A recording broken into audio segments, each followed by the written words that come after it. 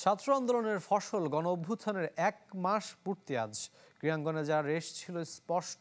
খেলোয়াড় কিংবা ক্রীড়া সংগঠকরা কেউ প্রত্যক্ষ কিংবা পরোক্ষভাবে আন্দোলনকে বেগবান করেছেন, কেউ আবার ছিলেন একেবারেই নিশ্চুপ। ২৫০টিরও বেশি ডিজাইন অপশন নিয়ে ওয়ালটন স্মার্ট ফ্রিজ, বোঝে আপনার প্রয়োজন।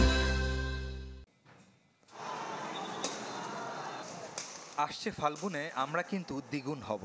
জহির রায়হানের বিখ্যাত উপন্যাসের এই সংলাপ পূরণে ফাল্গুন পর্যন্ত অপেক্ষা করেনি বাংলাদেশ। বৈষম্য বিরোধী ছাত্র আন্দোলন রূপ নেয় বিপ্লবে। যে জোয়ারে ভেসে যায় শেখ হাসিনা সরকার।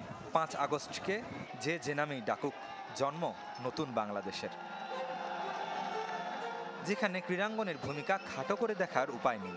খেলোয়াড়, সংগঠক, ক্রীড়া সংশ্লিষ্টরা সমর্থন দিয়েছেন, পথে নেমেছেন।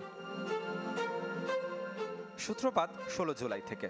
ঢাকা বিশ্ববিদ্যালয়ের শিক্ষার্থী বলেই কিনা খেলোয়াড়দের মধ্যে সবার আগে সরব হয়েছিলেন তাওহিদ হৃদয়, দিয়া সিদ্দিকী, নীলুফা ইয়াসমিনরা।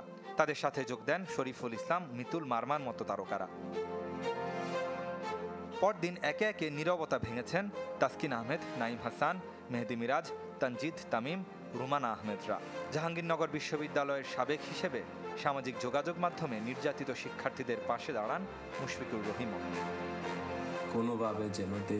দেরিতে হলেও আন্দোলনের পক্ষে আওয়াজ তোলেন বাংলাদেশ অধিনায়ক জামাল ভুঁইয়া কিংবা মাহমুদুল্লাহ রিয়াদরা।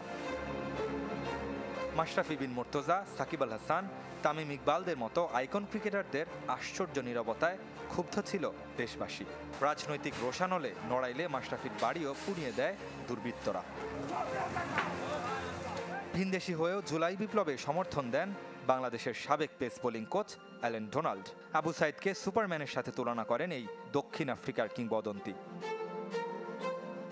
সবাই সামাজিক যোগাযোগ মাধ্যমে সরব থাকলেও রাজপথে উপস্থিতি ছিল কম। ব্যতিক্রম নাজমুল আবেদিন ফাহিম। মিরপুর ডিওএইচএসে স্লোগানে স্লোগানে কণ্ঠ মেলান বর্ষিয়ান এই কোচ, এখন বিসিবি পরিচালক। অন্যায় হত্যার বিচার দাবি করে প্রতিবাদী কণ্ঠস্বর হয়ে মানববন্ধন করেছে ক্রীড়া সাংবাদিকরাও। ৩ আগস্ট মিরপুর শেরেবাংলা স্টেডিয়ামের সামনে দাঁড়ান গণমাধ্যম কর্মীরা। সব আয়োজন করেও ভাইয়ের নামে শেখ জামাল জাতীয় ক্রীড়া পরিষদ পুরস্কার দিয়ে যেতে পারেননি শেখ হাসিনা। গণ অভ্যুত্থানের নেতিবাচক প্রভাব পড়ে নারী টি-20 বিশ্বকাপে। বাংলাদেশ থেকে আরব আমিরাতে চলে যায় আইসিসির বৈশ্বিক আসর।